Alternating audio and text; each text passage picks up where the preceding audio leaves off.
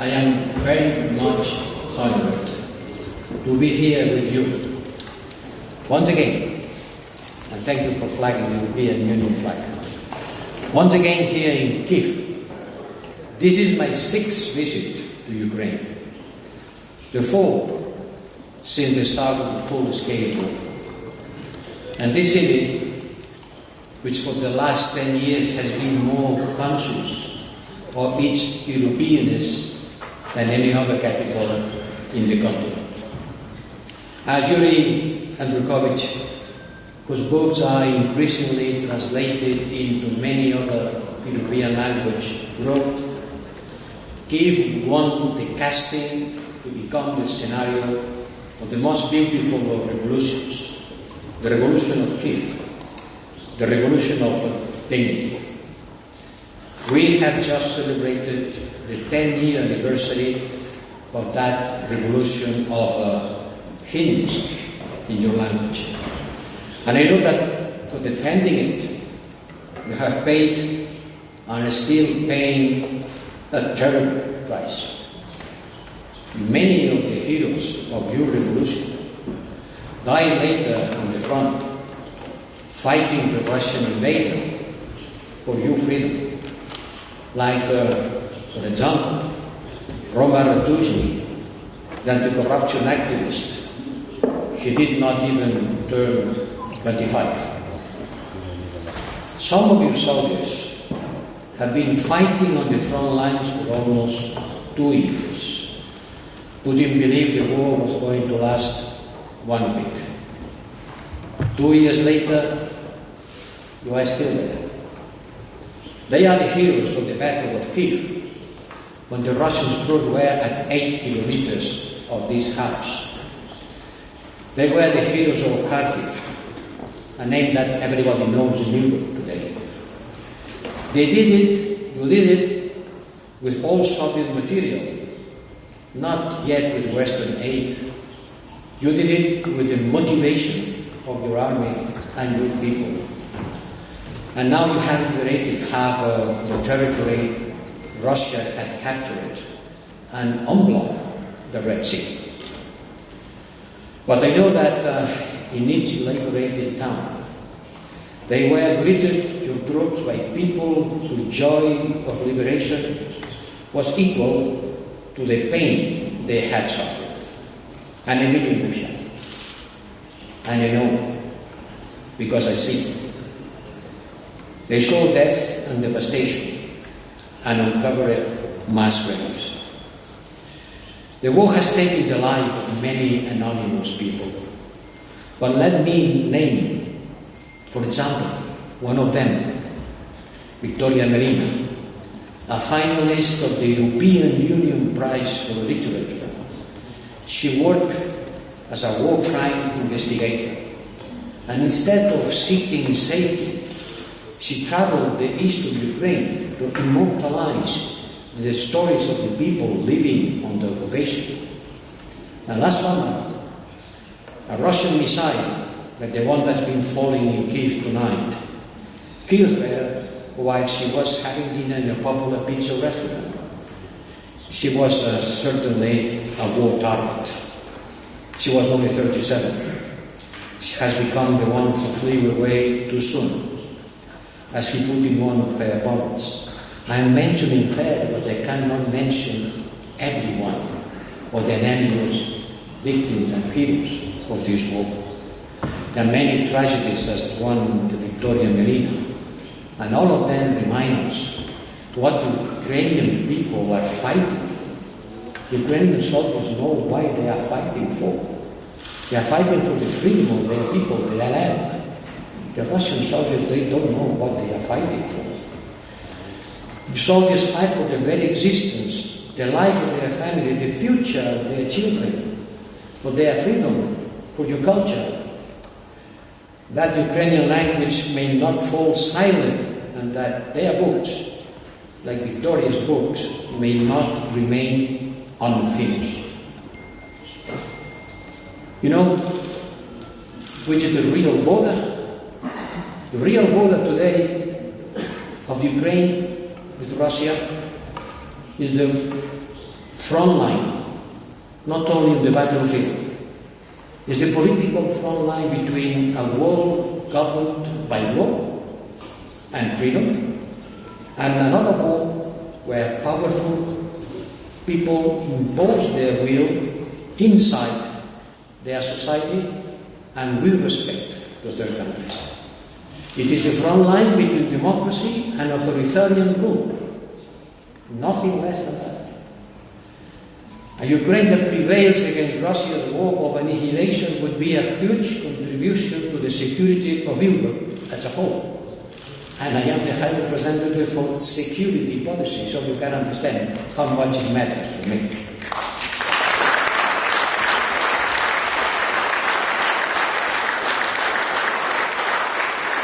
Yes, there is not a rhetoric sentence to be pronounced to gain applause.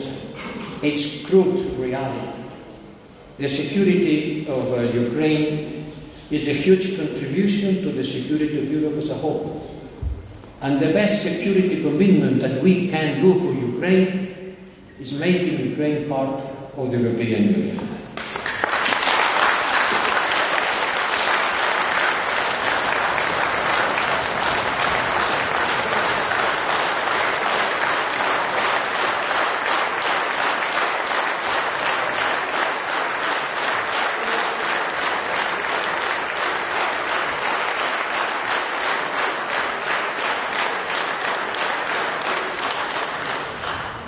And remind me what the European Union is.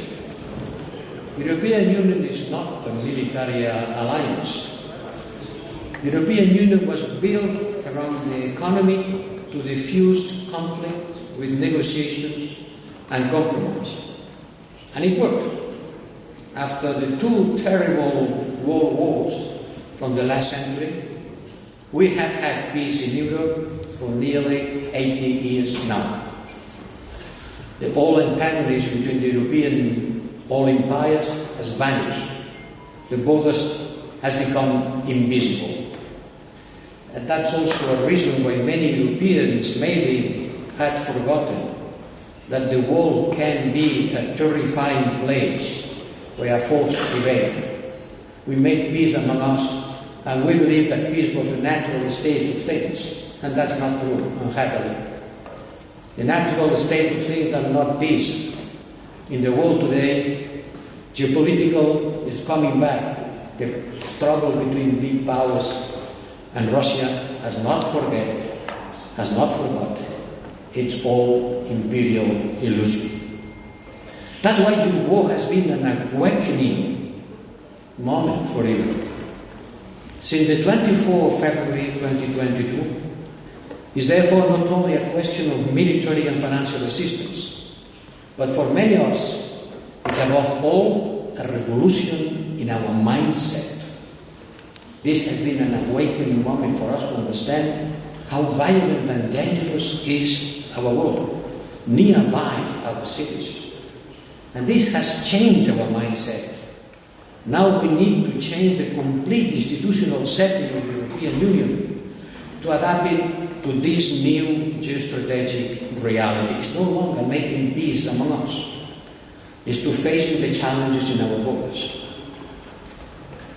Exactly 2 years ago, I was in the Donbass on the 6th of January, when Russia was already building its troops at the border. And I met with the Prime Minister, and he asked me, when they will invade us, because they will invade us, will you support us? We were talking in his office. Are you going to provide us with the arms to defend ourselves? I will never forget this question. I will never forget this moment in my life. Are you going to help us? And at that time, I was not able to give a clear answer. Because the European Union had never before provided military aid to a country at war. But when the invasion happened, some weeks later, we responded in an unprecedented manner. And so far, we have remained united, and we have provided, already done, not a promise, a reality, 28 billion of military support and almost 90 billion overall. And just last week, the European Union member states, as you know, agreed on another 50 billion package and another to provide you with predictable financing and to help to pay salaries, pensions, and provide public services. Because you have to win the war and to win the peace at the same time.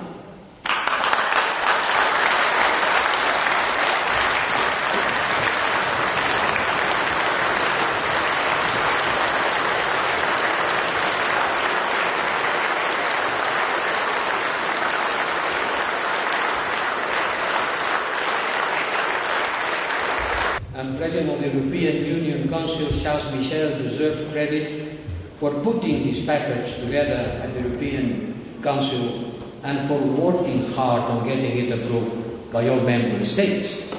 But now it has to go to the Parliament, which is the budgetary authority in the Union, and it has to be an agreement between the Council and the Parliament under the proposal of the Commission. And it will be done by the end of this month. Be sure of that.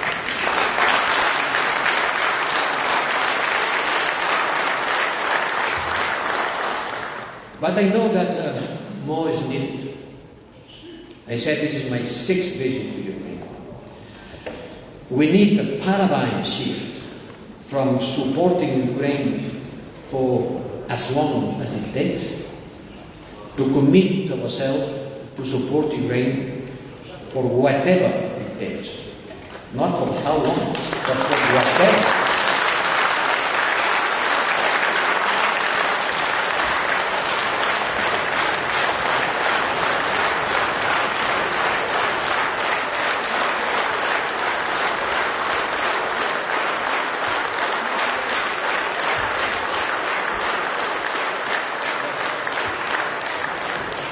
It's not a matter of duration. The shorter, the better. And in order to be shorter, it has to be tougher. Whatever it takes, Ukraine to achieve victory. We need to challenge the claims that Ukraine cannot win. I hear this message from defeatism. Oh, why are you continue supporting Ukraine if Ukraine cannot win? That's not true. Russia has lost many wars in its history.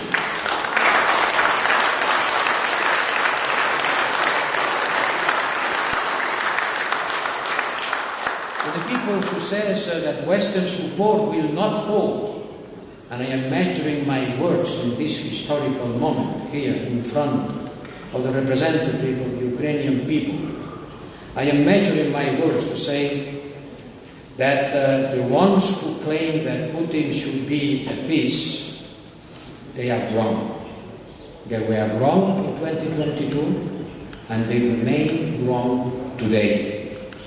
Because it's Putin itself who has declared, we want to end this conflict as soon as possible, but only in our terms. And what are the terms? Denazification, demilitarization, dismantling, the 3 Ds of Putin's recipe for Ukraine. And these words mean only one thing: surrender. He has been repeating that he does not negotiate in good faith, showing that he's not negotiating in good faith, and he has constantly failed to honor their agreements. And he has clearly said that this war is against the entire West.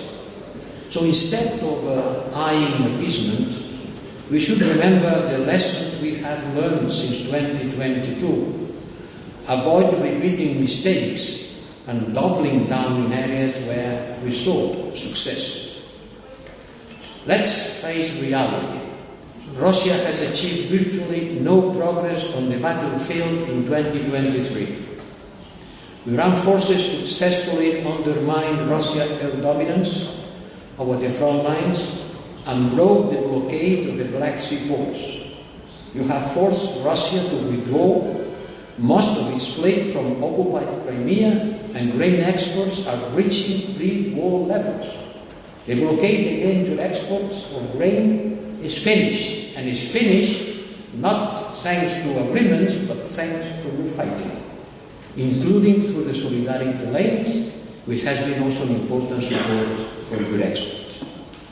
And you people fought back with incredible inventiveness. 2 years ago, Ukraine had 7 factories to build military weapons. Today, it has hundreds. I have visited 2 of them yesterday. What I saw is truly revolutionary. It's not because someone told me, because I saw it. How passionate young people with a lot of intelligence and creativity put their technical skills to work, transforming all factories in the birthplace of high technical equipment. With a 300 European euros, with a 300 euros drone, you can't destroy tanks. Ukrainian creativity is incredible. When I see these factories working, and people working, and young engineers creating new tools, when this war will be over, Ukraine will be among the world's leading producers of the new tools of the warfare. So I have to congratulate you and you young people.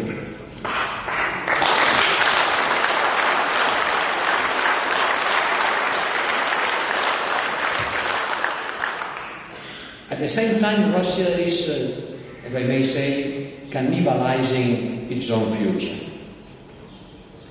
Putin has mobilized its entire economy, the society and political systems for the war effort. Talents, when they can, they leave the country, and the demographic decline is deepening. But, however, we have to recognize they have adjusted to the war, and their economy is more resilient than expected. We have to look reality in face. Yes, sanctions are taking a heavy toll on Russia's economy and on its war effort. They include almost 2,000 entities and individuals, and we put 60% of our pre-war trade with Russia. We finished our energy dependency from Russia. And now we are prioritizing the fight against circumvention, which is a very difficult process. But we see that it works slowly but surely. The focus in monitoring trade flows and blocking the re-export of goods that can be used in the battlefield is an everyday work. But most of all, we need an urgent renaissance of the European defense industry. I know that you have expected from us more military support, more ammunition, more of everything. But let me say that in the last 2 years, much of our military support came from existing stockpiles of our army.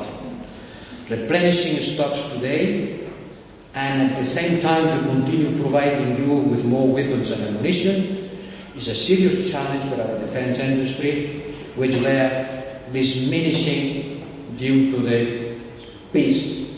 And during the peacetime production, we were not producing arms. But we have already reversed this trend. The production capacity of our industry has already increased by 40% since the beginning of the year. And now we are reaching 1.4 million of ammunition capacity by the end of the year. And I want to tell you frankly, I know that ammunition, your needs are higher than that. I've been talking with your military staff, and I know that you need more. But we are hard at work, and we will have donated more than 1 million rounds before the end of the year. This is on top of all the ammunition industry is selling to Ukraine, because supplying can be done in 2 ways, donation and exportations. We talk only about donations, which is an important part because it's for free. But apart from donations, our industry is producing for you equal amount of ammunition. I cannot tell you the right precise figure because it's at wartime, but you don't have to consider only donations, you have to consider supplies. And the supplies come also through exports. And we are giving priority to give supplies to Ukraine, saying to our armed forces, you can wait. And saying to third countries' clients, you can wait, because you are not at war. Priorities to Ukraine. And the complete figures have to be taken by adding up donations and exportations.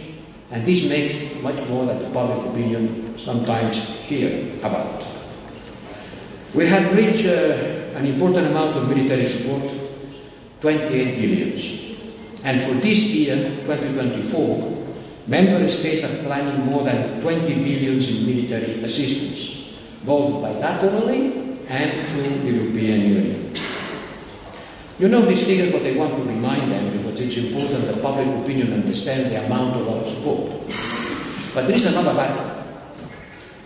There is the battle of narrative. The battle of brain. You have to conquer not only land, but brain. The battle of narrative all over the world. And I am also in charge of this battle, because the perception of this war in the rest of the world will be decisive in order to isolate Putin and make our sanctions work. People in Africa, South America, and Southeast Asia, not only in the Western world, have to understand the root causes of this war, why this war is raging, and why you are fighting. Because for a large part of the world, the defining historical experience has been colonialism. Colonialism has been the story of the world, and we were the colonial powers. However, paradoxically, many don't see Russia as an imperialist and colonialist power too. And they are. And we must counter the Russian narrative. This war is not a matter of the West against the rest. It's not the West against the rest of the world. It is a war in defense of sovereignty and territorial integrity of Ukraine, and it's a war in defense of the principles of the United Nations Charter. In a world it is becoming more and more transactional, and where universal principles are more important than ever to be protected and to be understood by the people and the leaders of the world. And that's why the Ukraine peace formula today is the only comprehensive framework for a just and sustainable peace. Because,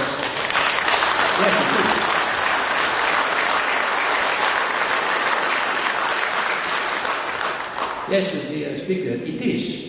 Because it stems from those principles of sovereignty and territorial integrity. And to be able to counter the Russian anti-Western propaganda, we need to be consistent with our principles. We need to be consistent with our principles around the world and to avoid double standards.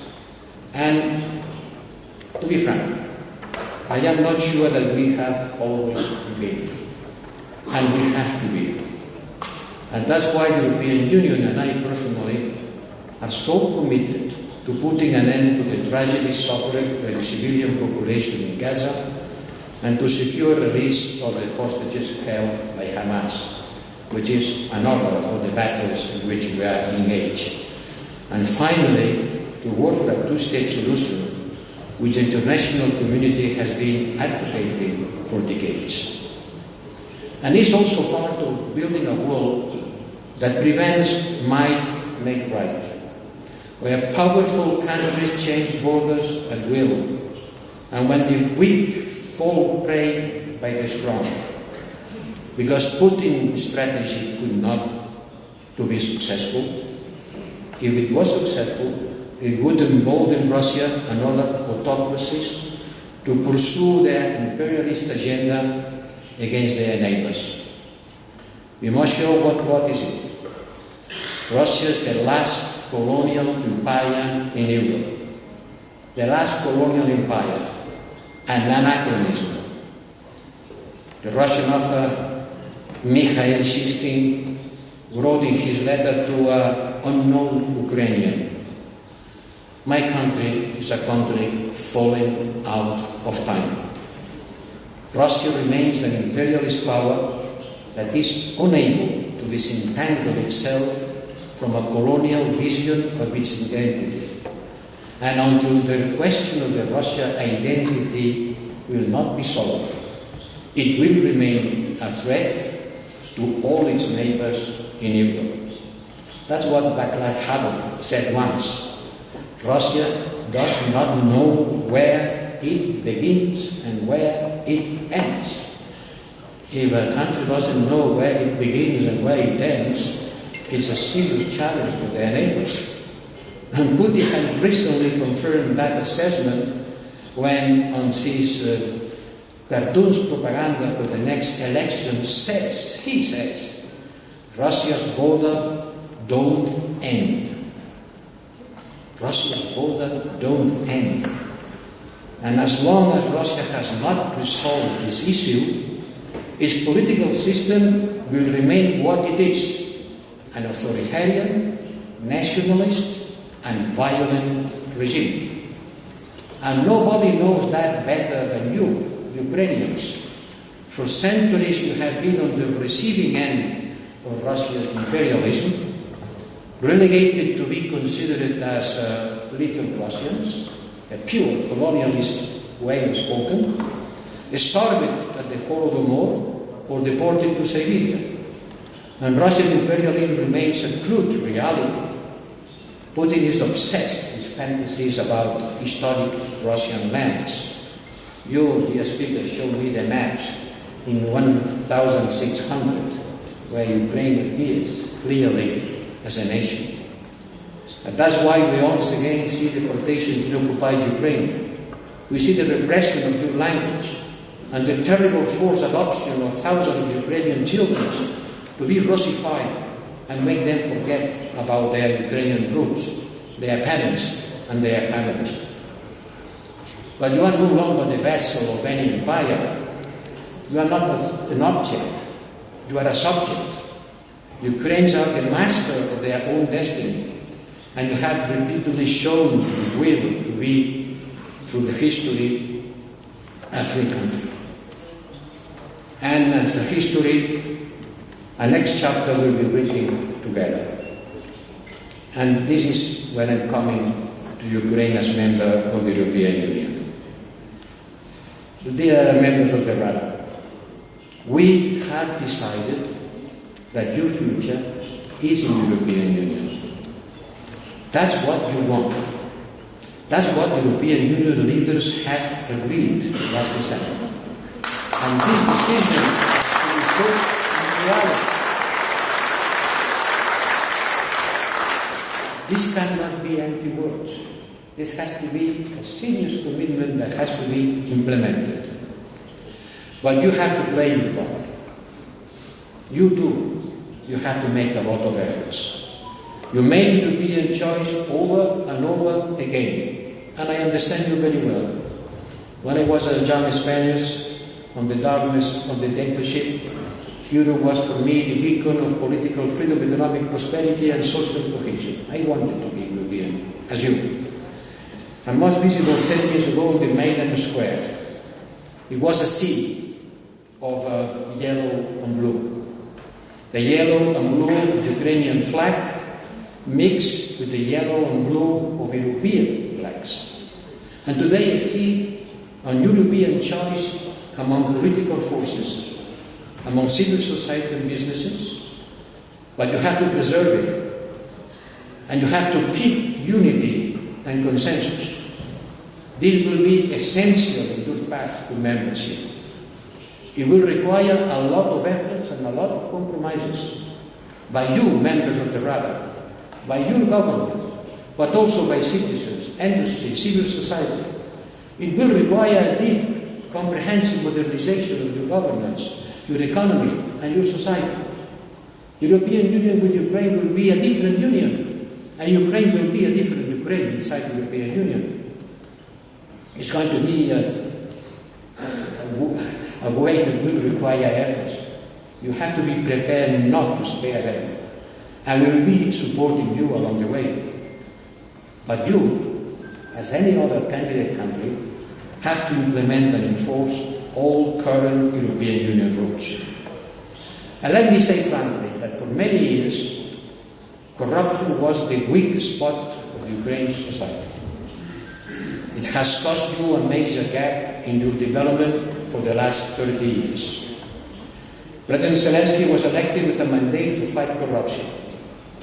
And it has been recent progress in law and enforcement and your better position in transferring international annual corruption perception index, which is the measure of how a country faces the challenge of corruption, is clearly improving. It's clearly positive. It should encourage you, but more has to be done.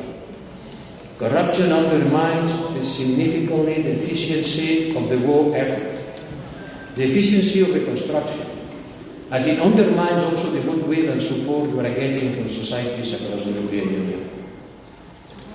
This process of accession will also have to be accompanied in coming years by a major reconstruction effort. And this two process has to go hand in hand. When you will rebuild your homes, your roads, your bridges and ports, they have to be done on the European Union standards. For example, on energy efficiency. But more important than the infrastructures that can be used by walking on them and transporting goods or flying, there are another kind of infrastructures which are more important, and they are invisible. The invisible infrastructures that sustain democracies, that sustain the rule of law, plurality, political plurality.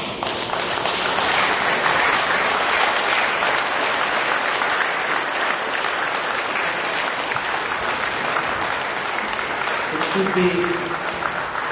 should be evident. It is not a partisan message. It should be evident for everybody that the separation of powers, inclusive governments, respect for human rights, social cohesion and equity, these are the invisible infrastructure that makes a country free and united. It's at the core of democratic societies. And it's much more difficult to build and maintain than roads, bridges and ports. But it's a backstone of a free society. And I know this is particularly difficult to achieve in a country at war. And that's why I said at the beginning of my words, you have to win both battles at the same time. This is not one after the other. They have to be fought together. There is always a strong and understandable temptation to centralize power and limit freedom of expression when there is a war. And yes, however, in times of war, checks and balances are more important than ever. Respect for the rule of law and fostering democratic dialogue between government and opposition will add to your resilience and the capacity of the country to win the war.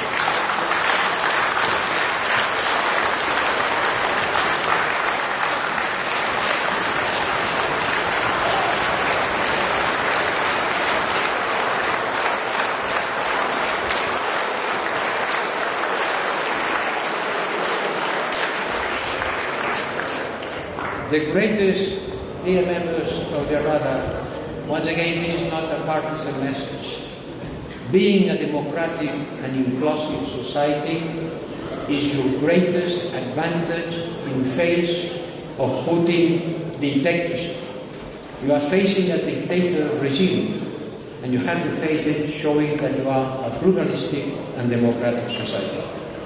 I know that there are popular sayings in Ukraine saying that for every two Ukrainians, there are 3 headmans. Well, in Spain we say that for every four Spaniards who have dinner together, they found 5 political parties. So it's not difficult to understand that sometimes the pluralism creates structures which are difficult to manage. But plurality of opinion is typical of European societies. It is our strength. And this is something that Putin will never understand. He will never understand. But it is important that we Europeans make this our absolutely difference between the autocratic and authoritarian regimes. And it's here in the Parliament. I've been President of the European Parliament, and I know what does a Parliament means. This rather needs to be the forum where this plurality, this strength, is being harvested. It needs to be the forum of discussion for reforms. It needs to be transparent. It needs to make sure that all groups in society are represented. Just like you did when you all agree on when and in which circumstances to hold elections, once the martial law is over. And this was a very important signal to the nation, for the world. I am finishing, members of the Rada. Just before arriving in Ukraine yesterday, I checked the number of air alarms which sounded in your skies, in your nights, since Russia's full-scale invasion. It has been almost 40,000. 40,000 times in which the Ukrainian people had to run quickly to a shelter, as we did tonight, once again. 40,000 times that families were rushing to underground shelters. 40,000 times that children were reading in basements. 55 alarms per day in beautiful places like Kyiv, Dnipro, and Lviv. We, foreign visitors, we come and go. But you stay, and you stay under this pressure. And next year, after the European elections, another generation of European leaders will board trains. And those trains, which by the way never run late, even under bombardment, and which I have brought me safely to Kyiv many times, those trains will continue sending your visitors, sharing with you these difficult circumstances. But I am confident that this next generation will remain with you all along your travel to the European Union. Because, and this is the most important message I want to send to you, we know well that our own security is being defended by you on the eastern borders of Europe. And when we say, for our freedom and yours, it means that we have with you a debt. A debt that we will not be paid and casualties and young people being killed, but has to be paid by not succumbing to fatigue. The only ones who are entitled to be tired of this war are you, and you are not. The wars are being won by the commitment and motivation of the people. How many wars has been won by the powerless from a material point of view? The less capacity in terms of arms and weapons. But it has been won because people know what they were fighting for. Look what has happening in so many countries around the world, from Afghanistan to Spain against Napoleon. Its motivation is the understanding of why and for we are fighting, which make you win. I don't see you succumbing to fatigue. And as far as you don't, we will not. Thank you.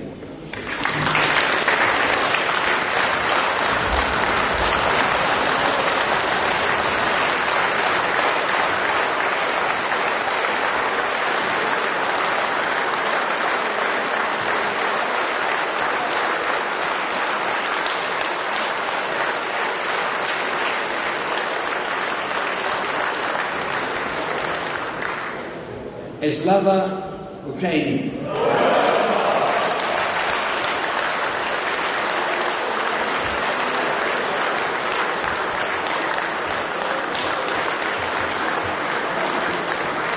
Шановні народні депутати, давайте ще раз подякуємо.